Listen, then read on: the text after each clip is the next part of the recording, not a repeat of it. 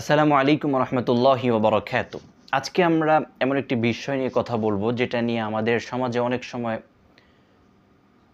দুই ধরনের ভুল ধারণা দেখা যায়। কেউ মনে করে যে টাকা পয়সা থাকলেই সব কিছু, আর কেউ মনে করে টাকা পয়সার কোনো মূল্যই নেই, শুধু ইবাদত করলেই যথেষ্ট। অথচ ইসলামে আমাদের দুটো চরমপন্থার কোনোটাই শেখায় না। ইসলাম আমাদের শেখায় দুনিয়ার প্রয়োজন পূরণ করতে হবে, হালালভাবে উপার্জন করতে হবে, নিজের পরিবারকে দেখতে হবে, মানুষের উপকার করতে হবে, পাশাপাশি আল্লাহর ইবাদত ও আখিরাতের প্রস্তুতিও আপনাকে নিতে হবে।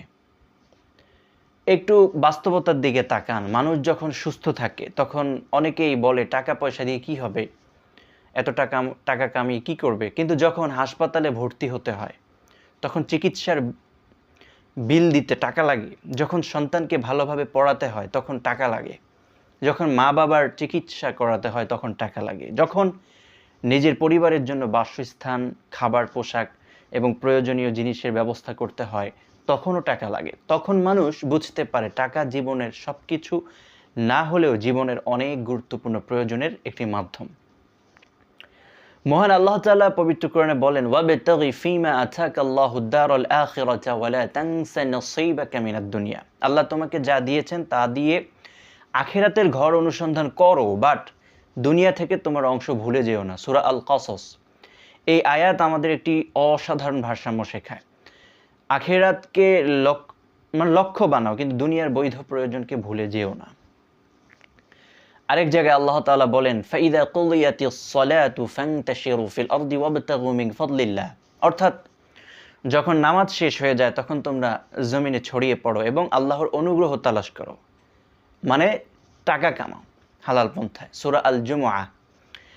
নামাজ শেষ হলো, এরপর আল্লাহ বলেছেন জমিনে ছড়িয়ে পড়ো আর কি করো, তার অনুগ্রহ অনুসন্ধান করো। অর্থাৎ হালাল রিজিকের চেষ্টা করা ইসলামের বিরোধী নয়। রাসূলুল্লাহ সাল্লাল্লাহু আলাইহি ওয়াসাল্লাম বলেছেন, আলিয়াদুল উলিয়া খায়রুম মিনাল ইয়াদিস সুফলা। উপরের হাত নিচের হাতের চেয়ে উত্তম। অর্থাৎ যে ব্যক্তি দান করে, সাহায্য করে, তার হাত গ্রহণকারী হাতের চেয়ে উত্তম। যে নেয় তার চাইতে যে দেয় সে উত্তম। সহিহ বুখারী। এখানে একটু চিন্তা করুন, আপনি যদি নিজে অভাবগ্রস্ত থাকেন তাহলে অন্যকে কতটা সাহায্য করতে পারবেন। আপনি নিচের হাত হয়ে যাবেন। আপনি যদি নিজের পরিবারের প্রয়োজনই পূরণ করতে না পারেন তাহলে অসহায় মানুষকে কতটা সহযোগিতা করতে পারবেন। তাই হালালভাবে সচ্ছল হওয়ার চেষ্টা করা শুধু নিজের জন্য নয়, অন্যের উপকার করারও একটি মাধ্যম হতে পারে। রাসূলুল্লাহ সাল্লাল্লাহু আলাইহি ওয়াসাল্লাম বলেছেন, মা নাকাসাত সাদাকাতুম মিন মাল। সাদাকা করলে সম্পদ থেকে একটুও কমে না। সহিহ মুসলিম। তাহলে বুঝতে হবে ইসলাম সম্পদের বিরুদ্ধে নয়, টাকা কামানোর বিরুদ্ধে নয়। আপনার দিন টাকা কামাইতে চায়, টাকা কামানোতে বলে। ইসলাম হারাম সম্পদের বিরুদ্ধে, হারামভাবে টাকা কামানোর বিরুদ্ধে। ইসলাম অহংকারের বিরুদ্ধে। ইসলাম মানুষের হক নষ্ট করার বিরুদ্ধে। ইসলাম এমন সম্পদের বিরুদ্ধে যে সম্পদ মানুষকে আল্লাহ থেকে দূরে সরিয়ে দেয়। আপনি টাকা উপার্জন করুন, কিন্তু টাকা যেন আপনার অন্তরের মালিক না হয়ে যায়। আপনার হাতে টাকা থাকবে কিন্তু আপনার হৃদয়ে আল্লাহ থাকবেন। আপনি ব্যবসা করবেন, চাকরি করবেন, পেশা করবেন, নিজের প্রতিষ্ঠান গড়বেন, সম্পদ অর্জন করবেন, কিন্তু নামাজ ছেড়ে নয়, হারাম পথে নয়, সুদ, প্রতারণা, ঘুষ, জুলুম ও মানুষের হক নষ্ট করে টাকা কামানো নয়। কিন্তু কিছু মানুষ ইবাদতের নামে দুনিয়ার দায়িত্ব থেকে পালিয়ে যেতে চায়। আবার কিছু মানুষ টাকা উপার্জনের নামে নামাজ, কোরবান, পরিবার, আখেরাত, নামাজ, কোরআন, মানে আখেরাতে সব কিছু ভুলে যায়। ভাই, আপনি আলেম হন, শিক্ষক হন, ব্যবসায়ী হন, ডাক্তার হন, ইঞ্জিনিয়ার হন, কৃষক হন, চাকরিজীবী হন, আপনার পেশা হালাল হলে এবং আপনি হালাল বিধান মেনে চললে আপনার উপার্জন ইবাদতের মাধ্যম হতে পারে। আপনি পরিবারের জন্য হালাল রিজিক উপার্জন করছেন, সন্তানদের লালন পালন করছেন, বাবা মায়ের চিকিৎসার ব্যবস্থা করছেন, অভাবী আত্মীয়কে সাহায্য করছেন। এসব কাজও আল্লাহর কাছে মূল্যবান হতে পারে যদি নিয়ত সঠিক হয় এবং উপার্জনের পথ হালাল হয়। তবে এখানে একটি বড় সতর্কতা আছে। টাকা উপার্জন করার লক্ষ্য হতে পারে না মানুষের, মেইন ফোকাস হতে পারে না। টাকা হতে পারে একটি মাধ্যম। এমন ইগো ঠিক না যে ইগো আপনাকে টাকা কামানোতে ব্যস্ত রাখে। লক্ষ্য হলো আল্লাহর সন্তুষ্টি। আপনার ব্যাংক অ্যাকাউন্ট বড় হচ্ছে, কিন্তু যদি আপনার নামাজ ছোট হয়ে যায় তাহলে আপনি সফল নন। আপনার ব্যবসা বড় হচ্ছে, কিন্তু আপনি যদি আপনার পরিবার পরিজন আপনার কাছ থেকে ভালোবাসা না পায়, তাহলে আপনার পূর্ণ সফলতা পাবেন না। আপনার বাড়ি বড় হচ্ছে, কিন্তু আপনার অন্তর যদি আল্লাহ থেকে দূরে চলে যায়, তাহলে সেই সম্পদ দিয়ে আপনি কি করবেন? আপনার জন্য সেই সম্পদ বড় পরীক্ষার কারণ হতে পারে। রাসূলুল্লাহ সাল্লাল্লাহু আলাইহি ওয়াসাল্লাম বলেছেন, ইয়াকুলুল আবদ মালি মালি ইন্নামা লাহু মিন মালিহি সালাস। অর্থাৎ বান্দা বলে যে আমার সম্পদ, আমার সম্পদ, অথচ তার সম্পদের মধ্যে প্রকৃতপক্ষে তার জন্য রয়েছে সে যা খায় ও শেষ করে, যা পরিধান করে ও ক্ষয় হয়ে যায়, আর যা আল্লাহর পথে দান করে, আখেরাতের জন্য জমা করে, এর বাইরে যা থাকে তা সে অন্যদের জন্য রেখে চলে যায়। সেই মুসলিম। তাই টাকা উপার্জন করুন, কিন্তু টাকার গোলাম হবেন না।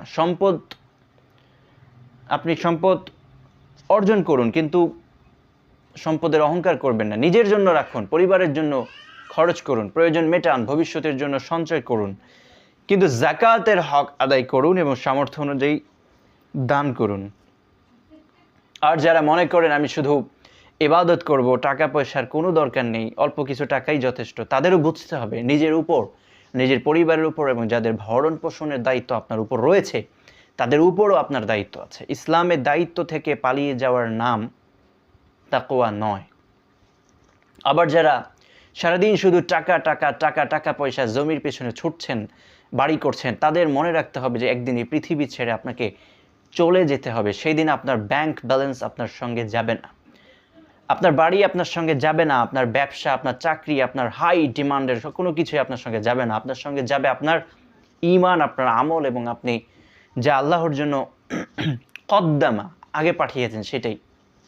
তাই আজকের আলোচনাটা খুব সহজ। টাকা কামান, কিন্তু হালালভাবে। ইলম অর্জন করুন, নামাজ পড়ুন, কোরআনের সঙ্গে সম্পর্ক রাখুন, পরিবারকে সময় দিন, আইটি শিখুন, এআই শিখুন, শরীরের যত্ন নিন, মানুষের উপকার করুন, দান করুন, নিজের ভবিষ্যতের জন্য পরিকল্পনা করুন, কিন্তু সব কিছুর উপরে মহান আল্লাহকে রাখুন। আপনার হাতে টাকা থাকুক, কিন্তু হৃদয়ে আল্লাহ থাকুন। আপনার ব্যবসা থাকুক, কিন্তু নামাজও থাকুন। আপনার কেরিয়ার থাকুক, কিন্তু কোরআনের সঙ্গে সম্পর্কটাও থাকুক। আপনার দুনিয়া সুন্দর হোক, কিন্তু আখেরাত যেন নষ্ট না হয়। প্রিয় ভাই ও বোনেরা, মনে রাখবেন, দরিদ্র হওয়া নিজে কোনো পাপ নয়, আর ধনী হওয়া নিজে কোনো গুনাহ নয়। আসল প্রশ্ন হলো আপনার সম্পদ কোথা থেকে এসেছে এবং আপনি তা কোথায় ব্যয় করছেন। হালাল সম্পদ যদি আল্লাহর আনুগত্যের কাজে ব্যবহৃত হয়, তাহলে সেই সম্পদ আপনার জন্য ব্লেসিংস হতে পারে, নিয়ামত হতে পারে। আর সম্পদ যদি মানুষকে আল্লাহ থেকে দূরে সরিয়ে দেয়, আল্লাহর সন্তুষ্টি এবং গুনাহের মধ্যে নিয়ে যায়, তাহলে সেই সম্পদই তার জন্য পরীক্ষা হয়ে যেতে পারে, জাহান্নামে যাওয়ার জন্য। হে আল্লাহ, আসুন আমরা দোয়া করি, আমাদের হালাল রিজিক যেন দান করুন, আমাদের উপার্জনে বরকত দিন, আমাদের হারাম উপার্জন থেকে হেফাজত করুন, আমাদের এমন সম্পদ দিন যা আমাদের অহংকারী নয়, বরং আমাদেরকে কৃতজ্ঞ শুকরগুজার বান্দা বানায়। আমাদের ইলম দিন, আমল করারও তৌফিক দিন, আমাদের পরিবারকে হালাল রিজিক দিয়ে পরিচালনা করার সামর্থ্য দিন, অভাবীদেরকে সাহায্য করার জন্য আল্লাহ তাআলা আমাদেরকে তৌফিক দিন, এবং আমাদের দুনিয়ার জীবনকে আখিরাতের সফলতার একটি মাধ্যম বানিয়ে নিন। আমিন। মা আসসালামা। আসসালামু আলাইকুম ওয়া রাহমাতুল্লাহি ওয়া বারাকাতুহু।